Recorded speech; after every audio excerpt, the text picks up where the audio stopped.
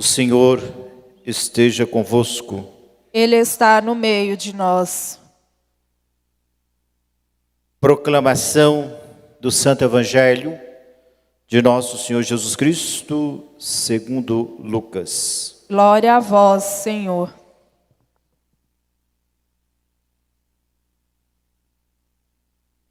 Naquele tempo, o Senhor escolheu outros 72 discípulos e os enviou 2 a 2 na sua frente a toda cidade e lugar aonde ele próprio devia ir. E dizia-lhes: a messe é grande, mas os trabalhadores são poucos.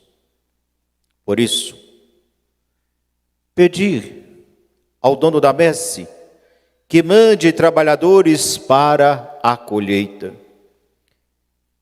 Eis que vos envio como cordeiros para o meio de lobos. Não leveis bolsa, nem sacola, nem sandálias, e não cumprimenteis ninguém pelo caminho. Em qualquer casa em que entrardes, dizei primeiro: a paz esteja nesta casa. Se ali morar um amigo da paz, a vossa paz repousará sobre ele. Se não, ela voltará para vós. Permanecei naquela mesma casa, comei e bebei do que tiverem, porque o trabalhador merece o seu salário. Não passeis de casa em casa. Quando entrardes numa cidade e fordes bem recebidos, comei do que vos servirem, curai os doentes que nela houver, e dizei ao povo: o reino de Deus está próximo de vós. Palavra da salvação. Glória a vós, Senhor. As palavras do Santo Evangelho, perdoe os nossos pecados.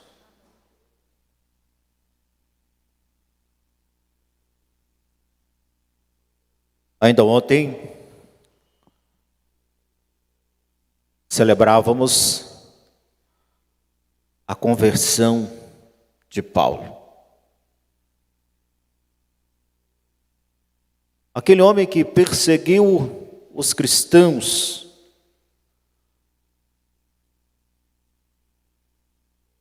participou do assassinato de Estevão, primeiro mártir da igreja. Estava a caminho de Damasco para dar continuidade à sua saga de capturar, de torturar, de matar cristãos. Em nome da fé. Em nome da fé. Porque Saulo era um judeu convicto. Em nome de Deus, Saulo torturava e matava. Em nome da sua fé. Talvez não seja diferente também dos dias em que estamos a viver.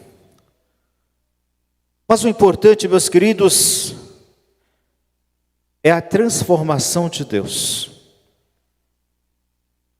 É a presença de Deus na vida dos seus escolhidos. A força que Deus tem de transformar. De transformar. Deus chamou Saulo. O fez literalmente cair do cavalo. Saulo se converteu. E aí a gente fica a imaginar o que seria de nós cristãos. O que seria de nós cristãos sem a presença de Paulo? O quanto que aquele homem que perseguiu tantos cristãos, se encontrou, fez a experiência com Cristo, colaborou, contribuiu e contribui ainda com a igreja de Cristo. E hoje aqui nós estamos celebrando a memória de São Timóteo e São Tito. Homens que fizeram a experiência com um convertido, com Paulo. Homens que conviveram com Paulo. É por isso que aquele ditado para nós não pode perdurar. Pau que nasce torto, até a cinza é torta. Não tem isso? Para nós cristãos isso não existe. Para nós não existe. Porque Deus é capaz de transformar. Deus é capaz de transformar. É claro que essa transformação é no tempo de Deus, não no nosso tempo. Porque muitas vezes nós queremos que o outro se converta, que o outro mude de vida, que o outro seja assim, no nosso tempo. Mas tudo é no tempo de Deus. E aqui nós estamos celebrando São Timóteo e São Tito. São Timóteo, companheiro de viagens de Paulo. Tal como ele assumiu a missão. E é claro que, tendo Paulo como exemplo, olha, ter Paulo como exemplo, mas e o passado? O passado não condena? É a história. Alguém vai deixar de falar de Paulo, perseguidor dos cristãos? Não. Ele perseguiu. Nós nunca esqueceremos, e a igreja nunca vai esquecer da história pregressa de Paulo, daquele Saulo, antes de fazer experiência com Cristo. E ele mesmo faz questão de não esquecer a sua história. Em uma das suas cartas ele vai dizer: eu fui perseguidor, eu matei, em nome da fé. Aquele que se converte, ou aquele que se volta para o Cristo, não esquece a sua história. Ele vai lembrar da sua história. Naquele tempo foi assim. Mas eu encontrei com Cristo. Eu fiz a experiência de Jesus. Ele mudou minha vida. É por isso que eu estou aqui. Não é fácil para para aquele que se converte ou muda de vida, como também não é fácil para a comunidade. Imagine, de repente, o sujeito que matava, que nos perseguia, está comendo conosco.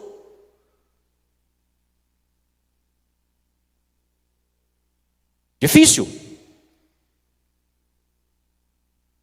É por isso que é preciso a gente se revestir de Deus. Na humildade, no acolhimento. Reacender sempre em nós a chama da fé. Em Deus. Desse Deus que tudo pode. Desse Deus que transforma. Celebramos São Tito. Tal como Paulo se tornou bispo. Olha, alguém se tornou bispo, porque seguiu os exemplos de Paulo. Eu fico imaginando, que Deus louco é esse? Que transforma a nossa vida, de repente nos coloca alguém como exemplo, alguém entra na nossa vida, se torna exemplo, e a gente quer seguir os passos, a gente faz os passos. Mas esse é o Deus que nós cultuamos,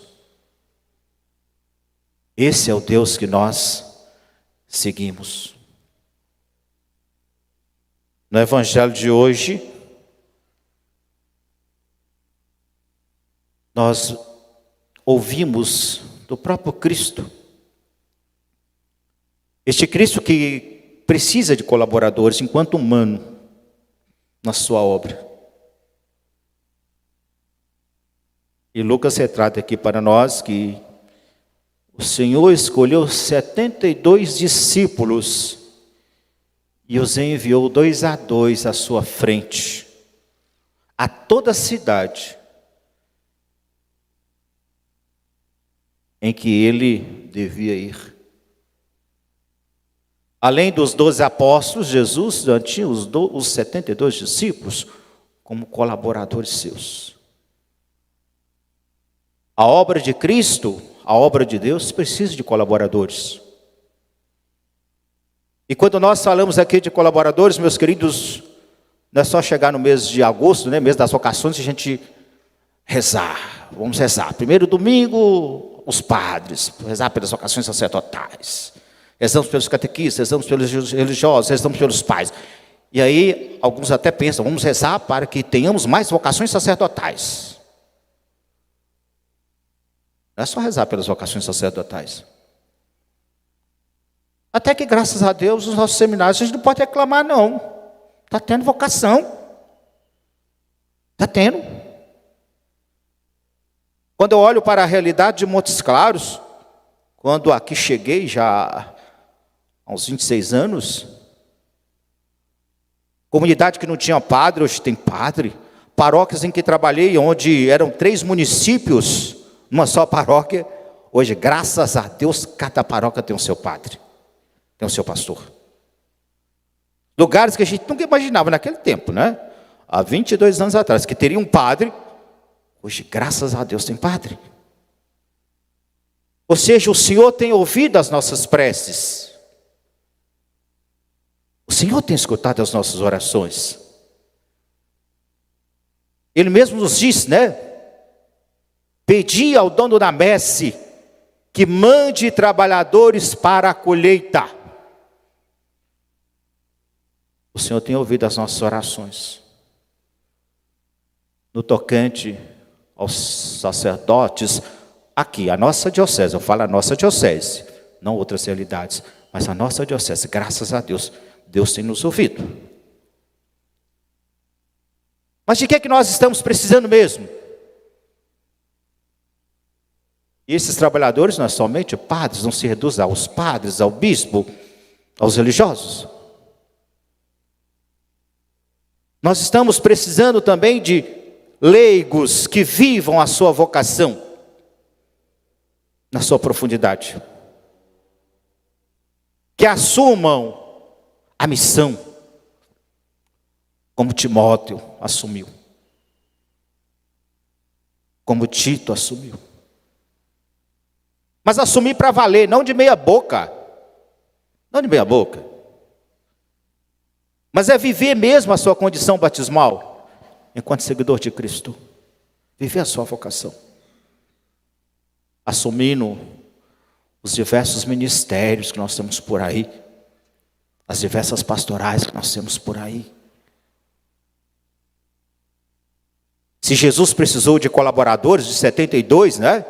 Imaginemos nós, bispos, padres, diáconos, agentes pastorais, nós também precisamos. Sozinhos não conseguiremos alcançar o objetivo. E qual é o objetivo? Apresentar o Cristo. Falar do reino. Reino de amor, reino de justiça, reino de paz. É preciso a gente continuar rezando pelas vocações. Semana passada eu fiz uma postagem. do alto índice que nós estamos vivendo na igreja de padres que se autoexterminam. É uma realidade que nós estamos vivendo. E a gente tem que perguntar o porquê.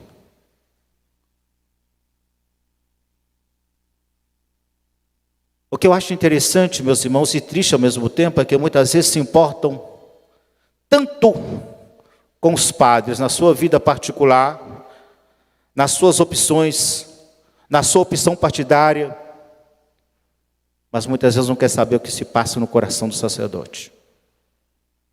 Às vezes não se quer saber. Pedi ao Senhor da messe que mande operários. Operários segundo a vontade do Senhor, não segundo a sua ou a minha vontade. E nós temos que aprender isso. A riqueza da diversidade da igreja. A riqueza da diversidade dos operários do Senhor. Nós temos que aprender. João Paulo II, grande santo. Vimos na televisão, um santo na televisão. Mas quantas críticas João Paulo II recebeu e recebe? Muitas vezes sem fundamento. Bento XVI, eu particularmente, fiquei assim, meu Deus, o que vai ser da igreja com Bento XVI? Mas olha a colaboração que esse homem deu para nós. Olha a grande herança teológica que ele nos deixou. Homem de uma profundidade, de um estudo profundo, de uma teologia profunda. Quando nós olhamos para o Papa Francisco, quantas críticas. Gente da igreja chamando o Papa de antipapa, esse aqui é um antipapa. Até fala, o Papa verdadeiro é Bento XVI. Deus levou Bento XVI, então agora é ele mesmo. Tem jeito. Mas quanta colaboração Francisco tem dado à igreja. Ah, mas é porque pensa desse jeito. Imagine se todos pensassem da mesma forma. Graças a Deus que na igreja nós temos padres conservadores, conserva a sua batina. Nós temos padres libertadores, que têm uma nova visão eclesiológica. Mas todos nós trilhamos um único caminho. E fazemos um único caminho, que é o caminho para o céu. O caminho para o céu. Olhando a história da igreja do Brasil, para os libertadores, Eugênio Salles, nossa, o povo arrepiava. Mas olha a colaboração, os mais antigos talvez tenham visto Eugênio Salles. Dom Eugênio Salles, arcebispo do Rio de Janeiro. Um dos fundadores da campanha da fraternidade. Iniciou as escolas radiofônicas no Rio Grande do Norte de educação para o povo simples. Depois, de outro lado, Dom Helder Câmara. Olha que homem bom, humano. No meio do povo, um bispo no meio do povo. Um bispo que vai para o carnaval com o povo, que pula carnaval com o povo. Ah, mas é um pecado. E aí começa a castrar. Os bispos começam a castrar os padres. E é claro, a gente vai se encolhendo. Alguns vão se encolhendo. Porque nem todos têm uma questão psicológica equilibrada. Um domínio psicológico. E alguns vão se castrando. E aí muitas vezes dá o que se dá, muitas vezes está acontecendo, muitas vezes na igreja. De padres, dizem que não pode falar, de padres se autoexterminando. Mas por quê? Porque muitas vezes não caça procura no padre, não procura no padre o operar de Deus, mas procura no padre a sua fragilidade, a sua fraqueza. É por isso que eu defendo, o padre tem que viver a sua humanidade. Divirta com os amigos, saia com os amigos. Dê as suas opiniões. E como Jesus, não perca tempo. Não perca tempo com quem não vai te fazer crescer. A internet, a gente também é alvo de críticas, mas não dou a mínima. O importante é eu continuar a minha vida pelo caminho de Jesus no Evangelho de hoje. Se não fores bem recebido, bata o pé, sacuda a poeira e vá em frente. Graças a Deus que entre nós não somos iguais. Nós somos diferentes. Louvado seja Deus pela nossa diferença. E como é grande a diferença. Louvado seja Deus pela diferença dos nossos bispos. Louvado seja Deus pela diferença dos nossos padres. Louvado seja Deus pela diferença dos nossos leigos. Porque o mundo seria chato demais se todo mundo fosse da direita ou se todo mundo fosse da esquerda. Se todos fossem atleticanos ou se todos fossem cruzeirenses. Graças a Deus que existe um lado para contrapor o outro. Louvado seja nosso Senhor Jesus Cristo.